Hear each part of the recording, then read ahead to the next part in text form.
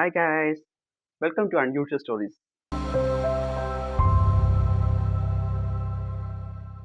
ഞാൻ നമ്മുടെ ഡെഡ്പൂൾ 3 കണ്ടു.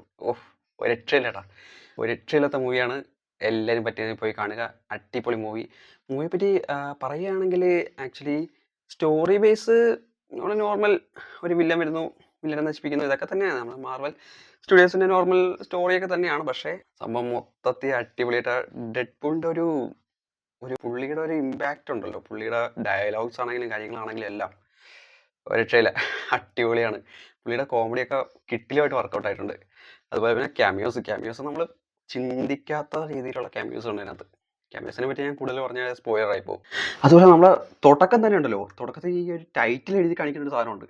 എന്ന് വെച്ചാൽ ഓരോരുത്തരുടെ പേരെഴുതി കാണിക്കുന്നത് തന്നെ അതന്നെ എൻ്റെ മോനെ അതൊരു വെറൈറ്റി സാധനമായിട്ടാണ് എഡിറ്റ് ചെയ്തേക്കുന്നത്. എന്ന് വെച്ച് കഴിഞ്ഞാൽ അത് നിങ്ങൾ കണ്ടു തന്നെ മനസ്സിലാക്കണം. അത് സൂപ്പറാണ്. ആ തുടക്കം തന്നെ നമുക്കങ്ങ് ത്രില്ല് കയറ്റും. പിന്നെ ഇടയ്ക്ക് ഇങ്ങനെ കുറച്ച് സ്റ്റോറി കാര്യങ്ങളൊക്കെ പോകുന്നുണ്ട്. അപ്പം ഇങ്ങനെ കുറച്ച് തണുപ്പ് വരുന്നുണ്ട് ഇടയ്ക്ക്. പക്ഷേ സംഭവം ഹെവി ആയിട്ടുണ്ട്. പിന്നെ എന്താ പറയുക, ഈ കോമിക്കിലൊക്കെ കണ്ടിട്ടുള്ള ആ ഒരു സാധനങ്ങളൊക്കെ ഉണ്ടല്ലോ.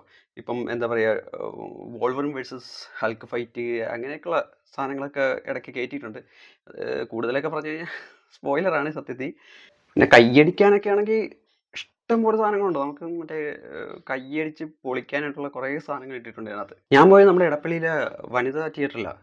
അവിടെ ഹൗസ്ഫുള്ളാണ്. ഫസ്റ്റ് 8 മണിയുടെ ഷോയ്ക്ക് പോയത്. എന്നിട്ട് തന്നെ ഫുൾ ഹൗസ്ഫുള്ളായിരുന്നു. നല്ല പൊള്ളി വൈബായിരുന്നു. കുറച്ച് ക്യാമിയോസൊക്കെ ഞാൻ എക്സ്പെക്ട് ചെയ്തതാ. ഇത് ആയിരിക്കും, ഇന്ന ആൾക്കാരൊക്കെ കാണുമെന്നൊക്കെ എക്സ്പെക്ട് ചെയ്തത്. പക്ഷേ ചിലതൊക്കെ ഉണ്ടല്ലോ മൈൻഡ് ബ്ലോയിങ്. നമ്മൾ ചിന്തിക്കത്തില്ല, ഇതാ ഇയാളാ ആ ഒരു സാധനമൊക്കെ ഉണ്ട്. പിന്നെ ഡ്രോബാക്ക് പറയാനാണെങ്കിൽ എന്താ പറയുക, ഇതില് ഈ പറയുന്ന പോലെ എക്സ്മാൻ മൂവീസും വോൾവറിനും ലോക്കി സീരീസും എല്ലാം കണ്ടിട്ടുള്ള അത്രയ്ക്ക് ഫാൻസ് ആയിട്ടുള്ള ആൾക്കാർക്ക് മാത്രമേ ഇത് സംഭവം എല്ലാം കണക്റ്റ് ആയിട്ട് ആ ഒരു എസൻസോട് കൂടി കാണാൻ പറ്റത്തുള്ളൂ.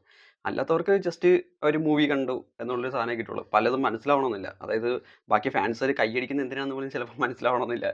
അത് ഓരോ ക്യാരക്ടേഴ്സിനെയും ഓരോ ഇവൻറ്റ്സും കാര്യങ്ങളും എല്ലാം അറിയാമെങ്കിൽ മാത്രമേ നമുക്കത് കറക്റ്റായിട്ട് കണക്റ്റ് ആവുള്ളൂ. നിങ്ങളൊരു മാർവൽ, ഡെഡ്പൂൾ, വോൾവറിൻ ഫാൻ ആണെങ്കിൽ മസ്റ്റായിട്ട് തിയേറ്ററിൽ പോയി കാണുക. OTTക്ക് വേണ്ടി വെയിറ്റ് ചെയ്യരുത്. തിയേറ്ററിൽ തന്നെ പോയി പൊളിക്കാനുള്ള സാധനമാണ്.